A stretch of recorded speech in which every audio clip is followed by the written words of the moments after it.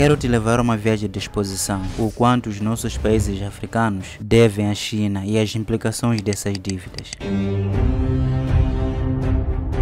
Existem 5 bancos chineses que você precisa saber se for uma pessoa de negócios ou líder de uma nação. O Banco da China, Banco de Desenvolvimento da China, o Banco Exim da China, que significa Banco de Exportação e Importação, Banco de Construção da China e Banco Industrial e Comercial da China. Claro que a China tem outros bancos importantes, mas nesse vídeo vamos nos concentrar nesses bancos em particular, porque trabalham estritamente com fins lucrativos com a África. Assim, quando os líderes africanos ou qualquer outra pessoa quiser fazer negócios com a China ou aceder a qualquer forma de empréstimo do governo chinês, o processo começa e termina com a maioria desses bancos. Quero dizer, é de lá que o dinheiro do empréstimo será realmente enviado. O governo chinês é proprietário desses bancos ou é o seu maior acionista e, devido ao tamanho da sua economia, está constantemente à procura de novos locais de acesso a matérias-primas. Veja bem, a China tem sido a fábrica do mundo há décadas, mas agora eles estão no jogo de influência, assim como o Ocidente. Todos eles querem os seus recursos e vêm até você como se quisessem lhe oferecer alguma forma de ajuda ou favor. A China, na verdade, tem 2 interesses, um interesse comercial e o outro de exploração dos recursos. E devido à sua mentalidade empresarial, não lhe dão dinheiro físico como o Ocidente faz, mesmo sabendo que o dinheiro acabará em alguma conta bancária na Suíça, porque no final do dia, vem ao seu país levar os seus recursos para garantir o reembolso dos empréstimos. Desde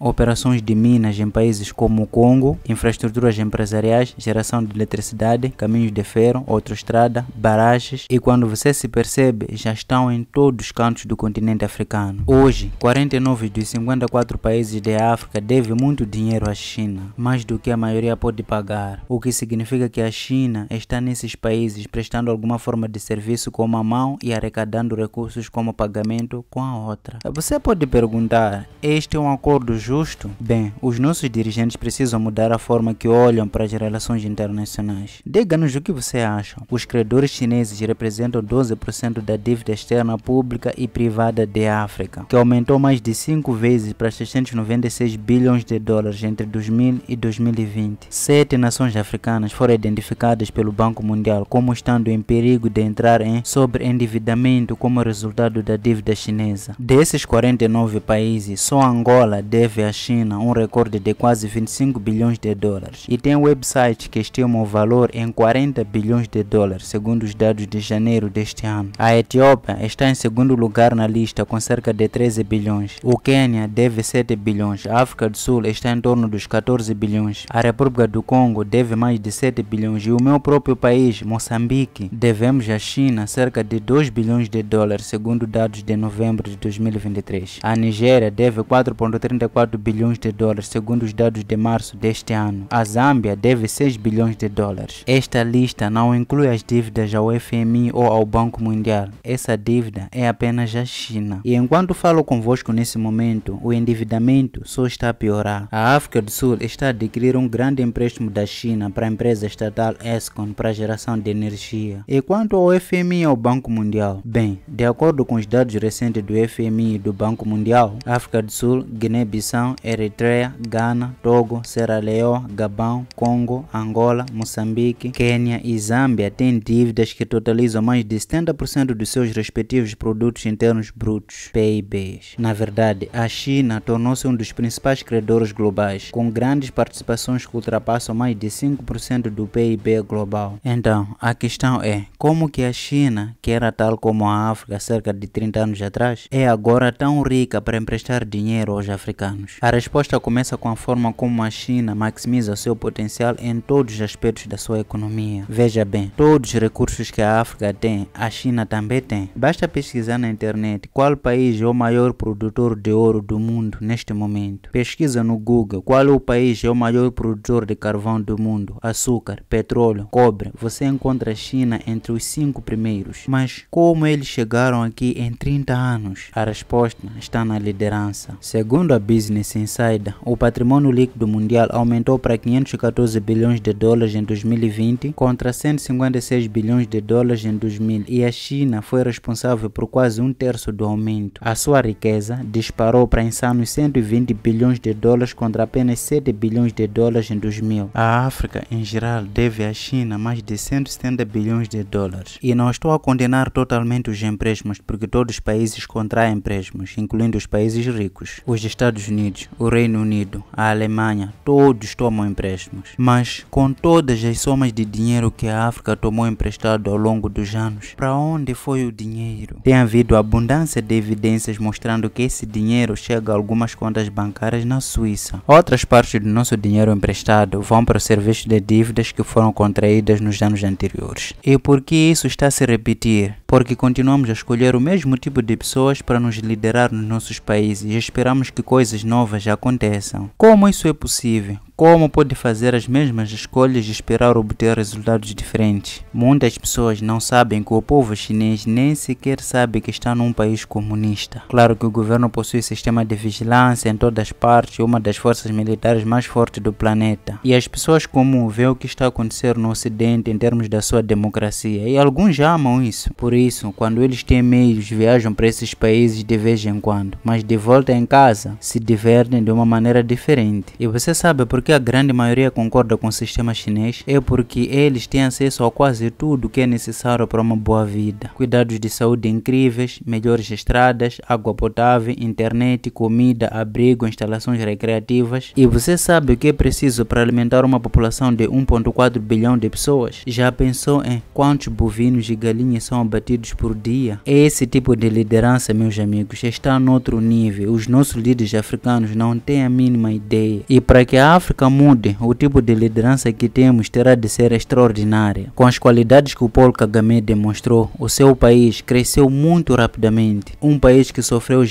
em 1994, mas transformou-se num país brilhante, numa estrela e modelo para o continente. Ruanda é considerada a Singapura da África. É claro que tem outro lado ruim, como falta de liberdade de expressão, de imprensa e tal. Mas o tipo de liderança que está empenhada em desenvolver os nossos países e fazer um bom uso dos nossos recursos para que as nossas exportações excedam as importações é o caminho para vencer. O alumínio, o cobalto, o ouro, o cacau, o magnésio, a vida selvagem, o turismo, tudo deve ser desenvolvido para se ter um bom crescimento real. Precisamos de grandes corporações, grandes fábricas que possam acolher até 300 mil ou mais trabalhadores de cada vez. É por isso que gosto de pessoas como Aliko Dangote, o empresário mais bem sucedido da Nigéria e a pessoa mais rica da África. Se tudo correr como planeado, Dangote está prestes a colocar em funcionamento uma refinaria de petróleo de 20 bilhões de dólares nos arredores de Lagos, Nigéria, que poderá transformar a maior economia do continente. Ele disse que a refinaria poderá atingir a capacidade de 650 mil barris por dia até o final de 2024, embora o Fundo Monetário Internacional duvide que ele alcance mais de um terço disso até 2025. Precisamos de 50 dessas pessoas no continente e demais empresas privadas a liderar com diferentes mercadorias em África para mudar a nossa causa. A diferença entre nós e a China é que alguns de nós estamos muito confortáveis com a nossa pouca riqueza, muito satisfeitos com os nossos carros de luxo e jatos privados. Que tal construir uma indústria e colocar 10 mil pessoas a trabalhar?